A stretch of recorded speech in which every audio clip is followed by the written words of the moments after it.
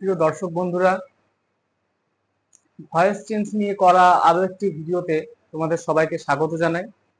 আজ আমরা ইম্পারেটিভ সেন্টেন্সের কিভাবে ভয়েস চেঞ্জ করতে হয়, কিভাবে অ্যাক্টিভ ভয়েস থেকে প্যাসিভ ভয়েসে যেতে হয় সেটা আমরা আলোচনা করব। প্রথমে আমরা কতগুলো উদাহরণ সাজিয়ে নিয়েছি, সেগুলো একে একে ভয়েস চেঞ্জ করে দেখব।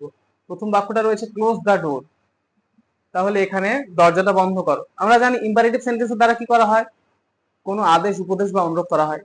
তাহলে ইম্পারেটিভ আমাদের সবসময় মনে রাখতে হবে যে ইম্পারেটিভ সেন্টেন্সে সাবজেক্ট ইউ সর্বদাই উজ্জ্ব থাকে বা আন্ডারস্টুড থাকে। তাহলে সেক্ষেত্রে আমাদের এখানে ইউটা কিন্তু উজ্জ্ব থাকছে। Close the door, you close the door এরকম সেন্স হচ্ছে, কিন্তু আমাদের ইউটা উজ্জ্ব থাকছে। তাহলে আমরা দেখে নেব কিভাবে ইম্পারেটিভ সেন্টেন্সের অ্যাক্টিভ ভয়েস থেকে প্যাসিভ ভয়েসে যেতে হয়, অর্থাৎ ভয়েস চেঞ্জ করতে হয়। প্রথম বাক্যটি আছে ক্লোজ দ্য ডোর, দরজাটা বন্ধ করো। তাহলে এখানে আমরা দেখতে পাচ্ছি বাক্যটিতে অবজেক্ট রয়েছে। যদি আমরা দেখি ইম্পারেটিভ সেন্টেন্সে অবজেক্ট থাকে, তাহলে আমরা লেট দিয়ে ইম্পারেটিভ সেন্টেন্সটি মানে ভয়েস চেঞ্জ করব, অ্যাক্টিভ ভয়েস থেকে প্যাসিভ ভয়েস করব। তাহলে ক্লোজ দ্য ডোর এটা অ্যাক্টিভ ভয়েসে রয়েছে, তাহলে প্যাসিভ ভয়েসে আমরা করব লেট দিয়ে। লেট, তারপরে বসাবো অবজেক্টটি অর্থাৎ দ্য ডোর, এখানে অবজেক্ট লেট দ্য ডোর, তারপরে আমরা বসাবো বি, তারপরে মেন ভার্বের থার্ড ফর্ম। প্যাসিভ ভয়েসে সর্বদাই মেন ভার্বের থার্ড ফর্মটি বসে। Let the door be closed, এইভাবে আমরা প্যাসিভ ভয়েসটি পেয়ে যাব। ক্লোজ দ্য ডোর, দরজাটা বন্ধ করো। Let the door be closed, দরজাটা বন্ধ করা হোক, এরকম হয়ে যাবে। Do not open the door, এখানে আমরা দেখতে পাচ্ছি বাক্যটা নেগেটিভ বাক্য বন্ধুরা। তাহলে সেই ক্ষেত্রে আমরা লেটের পরে নট বসাবো। শুধু এখানে অবজেক্ট আছেই, সেই জন্য আমরা লেট দিয়ে শুরু করছি, এবং যেহেতু বাক্যটা নেগেটিভ বাক্য সেই জন্য আমরা লেটের পরে নট বসাবো। লেট নট, তারপরে অবজেক্ট বসাবো the door, let not the door be opened.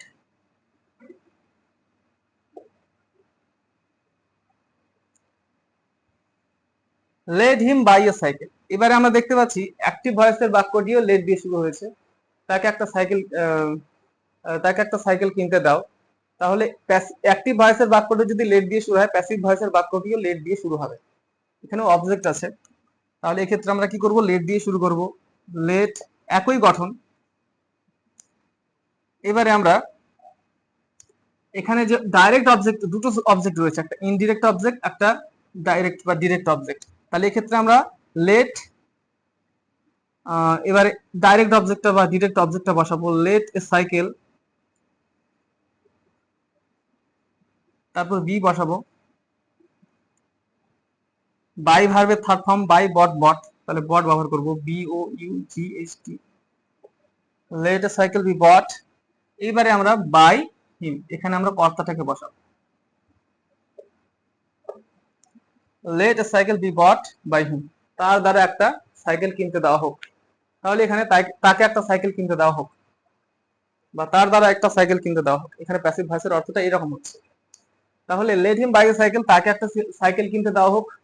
তাহলে এটাকে আমরা প্যাসিভ ভয়েস করলে let a cycle be bought by him, বা he might be allowed to buy a cycle, এইরকম অর্থটা চলে আসছে। এক্ষেত্রে তাহলে আমরা লেট দিয়ে, যদি অ্যাক্টিভ ভয়েসটা শুরু হয়, প্যাসিভ ভয়েসটা আমরা লেট দিয়ে শুরু করব। তারপরে আমরা অবজেক্ট, ইনডিরেক্ট অবজেক্টটা বসাবো, তারপর বি বসাবো, তারপরে ভার্বের থার্ড ফর্ম বাই প্রিপোজিশন, তারপরে এখানে যেটা রিটেইনড অবজেক্ট থেকে গেল লেট হিম, এই হিমটা অর্থাৎ ইনডিরেক্ট অবজেক্টটা আমরা বসাবো। এভাবে আমরা এই ধরনের অবজেক্ট থাকলে ইম্পারেটিভ সেন্টেন্স গুলো কিভাবে লেট দিয়ে প্যাসিভ ভয়েসটা শুরু হচ্ছে সেটা দেখে নিলাম। এর গঠনটা হচ্ছে, যখন ইম্পারেটিভ সেন্টেন্সে কোনো অবজেক্ট থাকবে তখন তার প্যাসিভ ভয়েস, অ্যাক্টিভ থেকে প্যাসিভ ভয়েস করার গঠনটা হচ্ছে প্রথমে লেট। প্যাসিভ ভয়েসের গঠনটা আমি যদি লিখি, কি হবে, প্রথমে লেট বসবে, তারপর অবজেক্ট বসবে, তারপরে বি বসবে,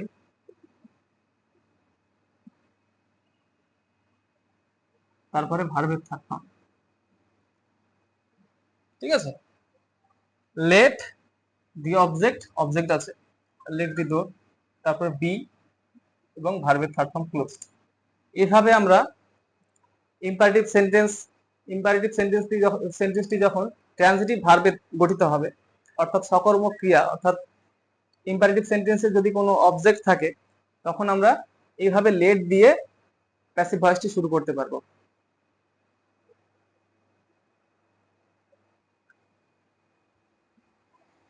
এবারে আমরা পরের বাক্যগুলি দেখে নেব। প্রথম বাক্যে রয়েছে গো দেয়ার, সেখানে যাও। দ্বিতীয় বাক্য রয়েছে প্লিজ কাম সুন, দয়া করে শীঘ্রই আসো।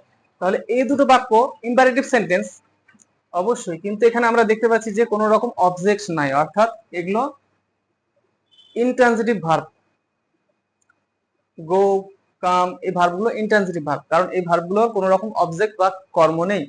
তাহলে যখন ইম্পারেটিভ সেন্টেন্সটি ইম্পারেটিভ সেন্টেন্সটিতে ভার্বের কোনো অবজেক্ট থাকবে না, অর্থাৎ কোনো রকম মানে ভার্বটা ইনট্রানজিটিভ ভার্ব হবে।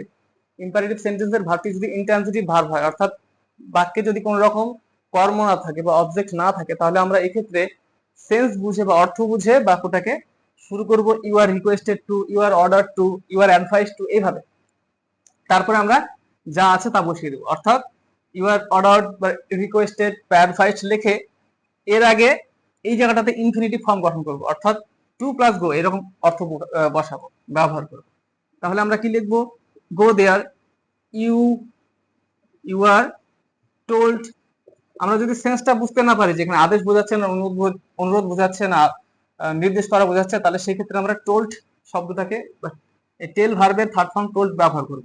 ইউ আর টোল্ড, তারপরে আমরা কি ব্যবহার করব? টু, এবং এই ভার্বটা যা আছে এরপরে যা আছে বসে go there, you are told to go there, তোমাকে সেখানে যেতে বলা হলো।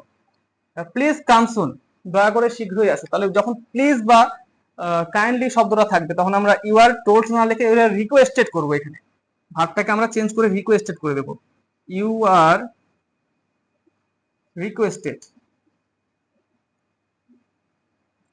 তারপরে আবার টু ব্যবহার করব, টু ব্যবহার করে প্লিজের পরিবর্তে রিকোয়েস্টেড লিখে দিলাম। এবার শুধু কাম, টু এর পরে কাম সুন, এইভাবে লিখবো।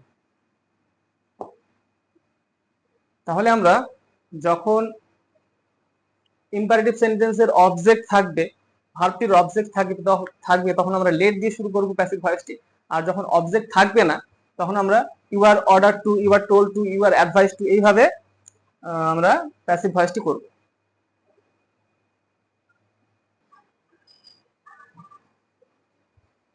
এবারে আমরা আরো কয়েকটা বাক্য লিখে ফেলেছি যেগুলো প্যাসিভ ভয়েস করব। তার প্রথম বাক্য রয়েছে রিপেয়ার ইওর কার, তোমার গাড়িটি সারিয়ে নাও। কারেক্ট ইওর এরর্স, তোমার ভুলগুলো শুধরে নাও। তাহলে এই ক্ষেত্রে আমরা দেখতে পাচ্ছি যখন কাজগুলো অন্য কেউ শুধরে দেবে, যখন কাজগুলোকে অন্য কারো দ্বারা শুধরে নেওয়া হবে, অন্য কারো দ্বারা কাজ করা বোঝাবে, তখন আমরা এক্ষেত্রে কিন্তু লেট বা ইউ আর অর্ডার টু এরকম ভাবে বাক্যটা শুরু করবো না। প্যাসিভ ভয়েসটা শুরু করবো আমরা কি দিয়ে? গেট বা হ্যাভ দিয়ে। যখন ইম্পারেটিভ সেন্টেন্সে কাজটা অন্য কাউকে দিয়ে করে নেওয়া বোঝাবে, তখন আমরা গেট বা হ্যাভ দিয়ে বাক্যটা শুরু করব। কিভাবে লিখবো?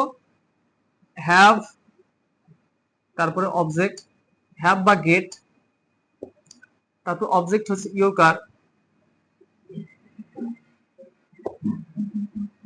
এবারে বি ব্যবহার করবো না, শুধু ভার্বের থার্ড ফর্মটা ব্যবহার করবো। হ্যাভ বা গেট ইওর কার রিপেয়ার্ড, তোমার গাড়িটাকে সারিয়ে নাও। কারেক্ট ইওর এরার্স, তোমার ভুলটা শুধরাও। তাহলে এখানে কি দেখবো আমরা? হ্যাভ ইওর এরার্স বা get your errors corrected, have your errors corrected. তাহলে এক্ষেত্রে আমরা কিন্তু বি শব্দটা ইউজ করছি না। হ্যাভ বা গেট বসিয়ে আমরা অবজেক্টটা বসাচ্ছি, তারপরে মেন ভার্বের থার্ড ফর্মটা বসাচ্ছি। তাহলে রিপেয়ার ইওর কার, হ্যাভ বা গেট ইওর কার রিপেয়ার্ড। আর কারেক্ট ইওর এরার্স কি হবে?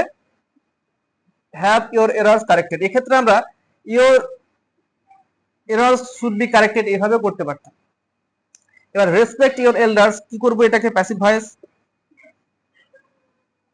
এই ক্ষেত্রে আমরা অর্থটাকে বুঝে নিব। অবজেক্টটাকে আগে লিখবো, ইওর এল্ডার্স শুড, এই ক্ষেত্রে আমরা শুডটাকে ইউজ করব। Should, your এল্ডার should be respected.